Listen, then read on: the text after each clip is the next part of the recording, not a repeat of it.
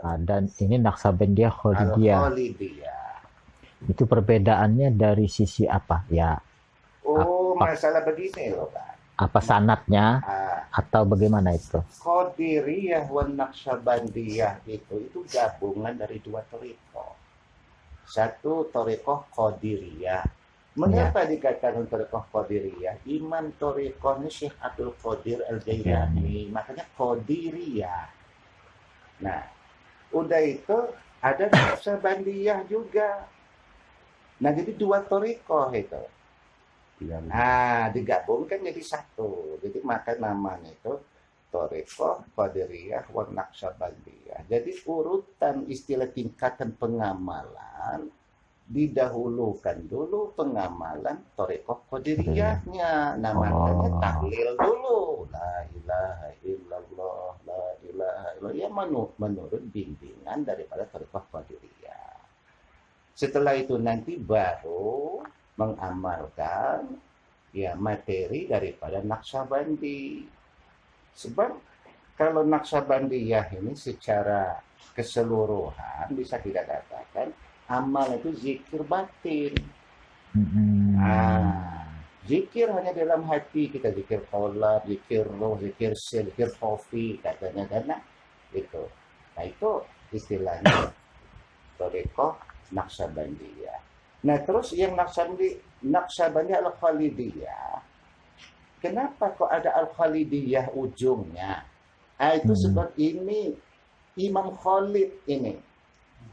Imam Khalid. Jadi Naksabandiyah yang mengikuti tuntunan Imam Khalid Kurdi. Nah, jadi namanya Khalid. Nah, itu tempat tinggal negaranya itu Kurdi di Iran. Irak.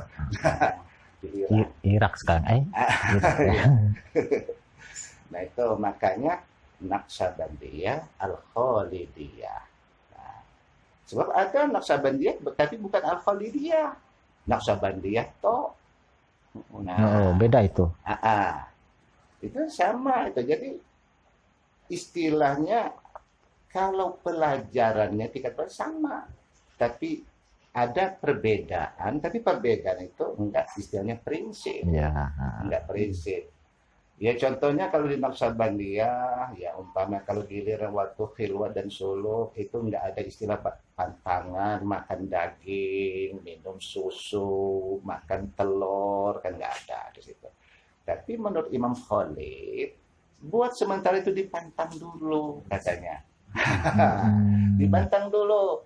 Jangan dulu istilahnya makanan yang mengandung darah, mengandung nyawa, itu kan mengandung darah seperti susu. Sebab itu bisa istilahnya sulit hati kita menjadi lunak. Coba kalau nggak percaya, coba lihat aja. Binatang itu katanya pemangsa daging sama binatang yang memakan rumput, kira-kira yang mudah dijinakin yang mana? Nah, kan itu.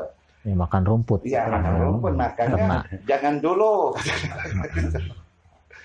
Nah, itu cuman bedanya itu. Tapi sebetulnya nggak prinsip. Nah, nah, sama dengannya itu kan. Tuntunan Thariqah ini yang Mu'tabarah ini secara umum itu mempunyai ada 3 tingkatan loh pelajarannya. Pertama zikir. Zikir macam-macam. Ada zikirnya nafi wal isbat la ilaha illallah, ada zikirnya itu cuma Allah Allah. Setelah zikir naik tingkatan satu lagi itu muraqabah. Muraqabah ini nggak ada istilahnya zikirnya lagi tapi ingat saja. Nah tambah lagi yang terakhir nanti ada musyahadah. Setiap thariqah yang mu'tabarah pasti itu ada 3 tingkatan pelajaran. Zikir, muraqabah, musyahadah. Nah, makanya menurut bimbingan Thariqah Naqsabandiyah Al-Khalidiyah ini, untuk istilah mempelajari ketiga tingkatan ini tadi, itu perlu istilah ditarbiyah khusus. Ditarbiyah khusus ya. dilatih secara khusus. Istilahnya dalam jangka waktu tertentu.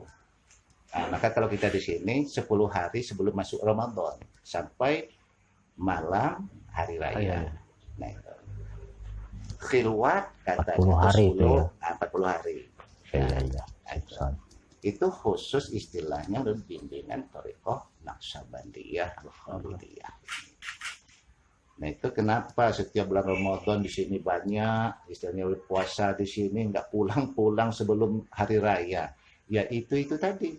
Sebab pelajaran dari Thariqah Naqsabandiyah ini baru bisa diberikan dan ditingkatkan di dalam tarbiyahnya itu.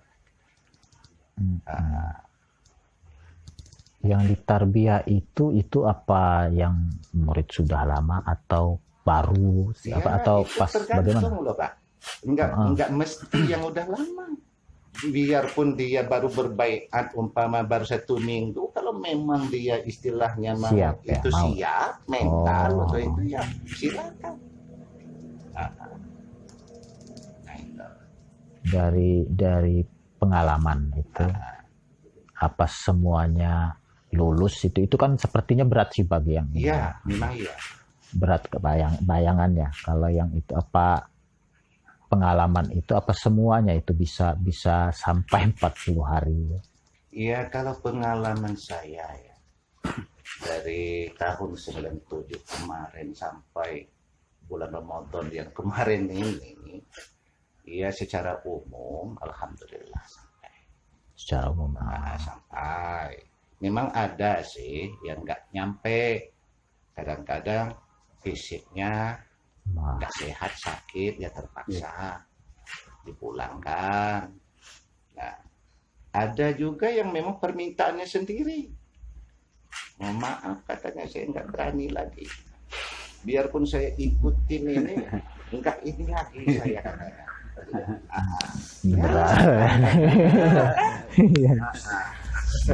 Mundur terakhir.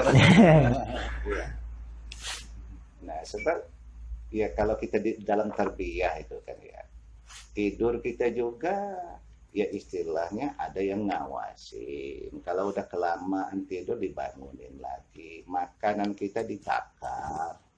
Nah, istilahnya seluruh yang ditarbiyah itu urusan makanan itu mesti diantara lapar dan kenyang. Nah itu Ya, lapar dia enggak, kenyang jangan. Nah itu. Ya. Sebab kalau biasa kalau kenyang itu tidur itu pasti. Nah itu toh.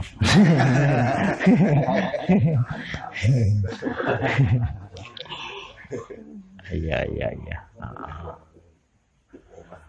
Ya, jadi memang banyak juga yang istilahnya kontradiksi pendapatnya. Kenapa kalau nggak boleh makan daging, nggak boleh minum susu, nggak boleh makan telur segala macam. Padahal barang itu kan udah jelas halal dalam syariat. Loh kita kan nggak mengharamkan. Ya, kita nggak mengharamkan, tapi berpantang sementara. Sama juga dengan seorang pasien kan kalau ditangani dokter. Kata dokter jangan dulu minum ini, minum. Bukan berarti dokter itu mengharamkan itu. Kan itu. Nah, tapi dipantang sementara waktu biar sembuh. Nah, itu juga itu tadi. Supaya sifat malasnya berkurang. Istilah malas beribadah kan maksudnya. Iya. Nah, supaya istilahnya itu himmahnya, semangat itu bertambah. Nah itu. Nah itulah, itu istilahnya tadi, itu bimbingan daripada Imam Khalid Qurdi. Nah, itu. Ya. Setelah misalnya begini. Setelah mereka ditarbiyah 40 hari. Iya. Selanjutnya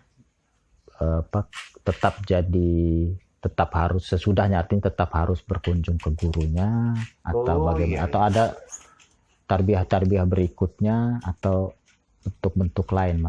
Oh iya, nah memang iya itu. setelah nanti dia diterbiyah 40 hari gimana, dan nanti apa cukup hanya sebatas itu aja, ya belum cukup. Nah nanti dia terus ikut juga aktivitas jemaah lain nanti di luar itu, seperti tadi kan ya, aktivitas kita di sini ini 1 minggu sekali pertemuan tiap malam Jumat. Nah dia ikut. Nah, untuk mengunjungi halakoh zikir itu, apa istilah halakoh zikir? Ia jamaah zikir bersama. Oh, zikir bersama. Nah, ya terserah mau bersama zikir atau zikir bersama. nah itu kan. Nah, sebab ya seperti juga dikatakan mereka para pendahulu kita, masyayikh thariqah, ya. Dengan adanya kita istilahnya mengamalkan amalan zikir kita itu di rumah masing-masing. Nah itu kata mereka itu ibarat mengisi minyaknya lampu. Lampu kita isi minyak. Nah nanti menghadiri jamaah halakoh zikir tadi kan, itu ibaratnya kita membakar sumbu. Jadi dua-duanya ini penting, baru dia bisa jadi lampu kan ya. Kalau cuman di rumah aja itu kayak tadi itu, kayak cuman mengisi minyaknya doang, dibakar sumbunya enggak. Nah sebaliknya gitu juga, rajin dia menghadiri jemaah zikir, halakoh, tapi di rumah dia malas, ya sama aja. Bakar-bakar sumbu tapi nggak ada minyak, ngabisin sumbu. Nah itu ya, nah itu walaupun dia udah ini, nah jadi alhamdulillah nanti umpamanya ini udah terbiak 40 hari, ya alhamdulillah dia udah bisa bantu nanti kan, ya alhamdulillah dia dapat hidayah, dapat ini barokah, nah dia membantu nanti di situ kan. Nah itu tadi ya, bukan istilahnya kalau udah cukup 40 hari sudah. Makanya banyak orang jemaah kita di sini yang udah belasan kali dia ikut setiap Ramadan atau ikut. 40 hari itu ya, 40 hari. Ada juga yang nggak berani kalau 40 hari, saya yang berani 20 hari, ya monggo. Oh bisa itu? Bisa. Oke, dan harus. Nggak harus 40 hari. Saya nggak juga berani kalau kata kalau 20 hari, kalau 10 hari saya berani, ya silakan. Nah itu, ya tapi ya yang jelas cuman dapat 1/4. Ya. Kalau 20 dapat setengah. Nah kan itu. Enggak istilah mesti 40 hari. Jadi 40 hari itu masa yang itmam. Apa maksud itmam? Itu masa yang sempurna. Ini mengikuti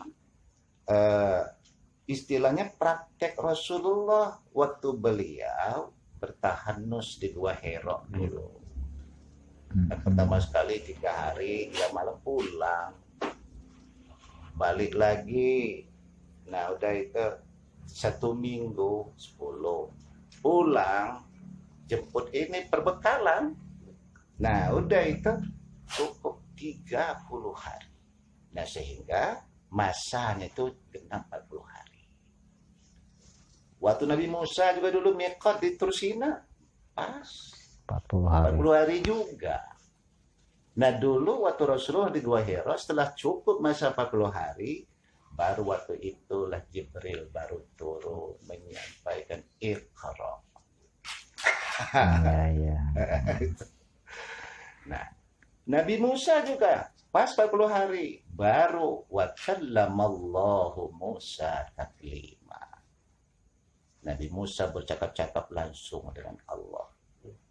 Nah, tapi itu mukjizat. Jangan kita kalau udah 40 hari terjadi itu mana nggak bisa berkata. Itu mukjizatnya Musa. Nah, jadi kita mengikut itu masa itu. So, masa 40 hari itu masa yang itmam, masa yang paling sempurna. Nah, ya tergantung kitanya. jadi luwes aja ya, ndak ada paksaan harus itu harus 40 hari. Nggak ada paksaan. Umpama kalau udah baiat mesti tarbiyah, ya enggak. Yang belum mau langsung tarbiyah ya silakan. Tapi yang jelas kita menyediakan waktu. Kalau ada yang mau mengikuti, ya kalau enggak ya enggak. Nah umpamanya ini baru tahun kemarin ini udah ikut tarbiyah, mau ikut tarbiyah lagi ya silakan. Nah, ya. Nah,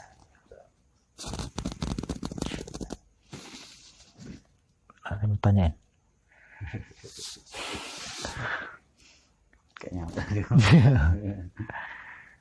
Nah ini satu lagi, mungkin ini kan ada apa ya? Ada di masyarakat itu kan kita ada istilah syariat, tarekat, hakikat, ma'rifat. Iya. Itu. Nah itu mungkin apa sih dari sudutnya ini tarekat ini seperti apa sih maksudnya itunya itulah. Ya itu kayak tadi itu. Jadi istilahnya itu pilar. Kesempurnaan ajaran agama itu apabila sudah terpenuhi beberapa unsur. Syariat kita lakukan, thariqah kita jalani. Untuk apa? Untuk mencapai hakikat. Nah, hakikat itu hak. Apa yang hak itu? Benar. Nah, itu. Supaya benar. Makanya di dalam hadis Rasulullah, hadis yang panjang itu kan di waktu Rasulullah dikunjungi malaikat Jibril. Itu kan ditanya sama malaikat Jibril, apa itu iman, apa itu Islam, apa itu ihsan. Kalau baru iman dan Islam, ini belum lengkap. Ihsan ini yang terakhir. Kalau baru syariat dan thariqah juga belum lengkap. Lengkapnya gimana? Apabila sudah sampai kepada hakikat. Nah, yang hakikat ini yang mau kita kejar supaya kita sampai ke sana. Kalau sudah kita sampai ke makam hakikat, harapan kita apa? Amal ibadah kita sekecil apapun, insya Allah itu wusul kepada Allah. Nah ini ya ibaratnya kayak kita ini loh, kayak kita ngirim WA, harapan kita kan sampai ke nomor tujuan. Sampainya ke nomor tujuan itu kalau nomor tujuan itu benar. Kalau nomornya salah, kita nelpon juga nyambung, itu wusul ya. Itu yang kita masuk wusul. Jadi ada amal kita, ibadah kita yang enggak usul? Ada. Sebab amal ibadah kita belum murni. Murninya gimana? Belum semata-mata menuntut ridho Allah. Masih mengharapkan ridho manusia. Jadi enggak nyampe ke sana. Salah sambung.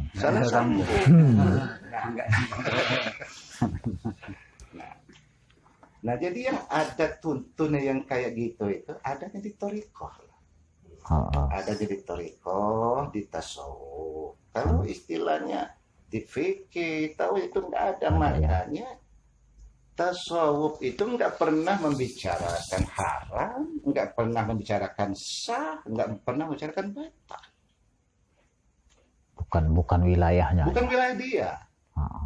Tapi yang dibicarakan adalah qabul atau mardud. Diterima atau ditolak. Nah di situ.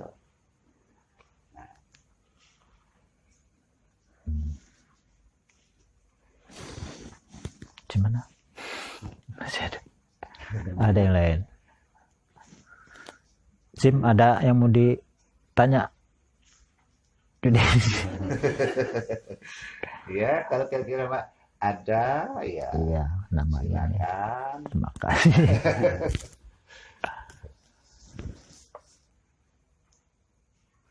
Ya mungkin sudah itu ya, sudah saya rasa sudah mau tanya minta apa ya,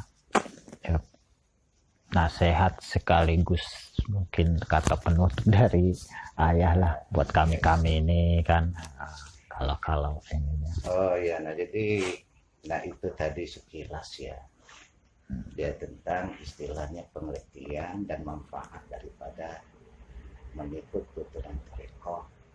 Nah, tarekoh apapun saja, asapun tarekoh itu terkategori daripada tarekoh yang mu'tabaroh, yang sanad dan silsilah itu sampai kepada Rasulullah SAW. Nah, jadi dengan mempelajari tarekoh itu tadi, nah itu demi kesempurnaan amal dan ibadah. Nah, sebab kita tidak hanya sekedar mengharapkan amal kita, ibadah kita hanya sebatas sah, tetapi kita juga mengharapkan supaya amal dan ibadah kita sekecil apapun ini diterima oleh Allah Subhanahu wa taala sebagai pengabdian kita selaku hamba kepada Allah. Dan memang ini tujuan kita hidup. Tujuan kita hidup seperti tercantum dalam Al-Quran, wa ma khalaqtul jinna wal insa illa liya'budun, bahwa Allah menciptakan kita selaku manusia, menciptakan makhluk jin, ya tujuannya itu untuk mengabdi pada Allah. Mengabdi pada Allah itu sesuai dengan ketentuan Allah, bukan sesuai dengan ketentuan kita. Nah, jadi sesuai dengan ketentuan Allah, nah itu apa yang sudah dituntunkan oleh syariat Islam ini, ya, dan dibimbing oleh thariqah tasawuf. Nah, mudah-mudahan ya dengan mengenal dan mengikuti tuntun pada thariqah ini, kita bisa mengamalkan syariat Islam ini secara paripurna, lahir maupun batin. Nah, cuma sekian, mudah-mudahan ada manfaatnya untuk kita semua, dan silaturahmi kita ini mempunyai kesan yang berarti. Wallahul muwaffiq ya thariq. Assalamualaikum warahmatullahi wabarakatuh. Waalaikumsalam.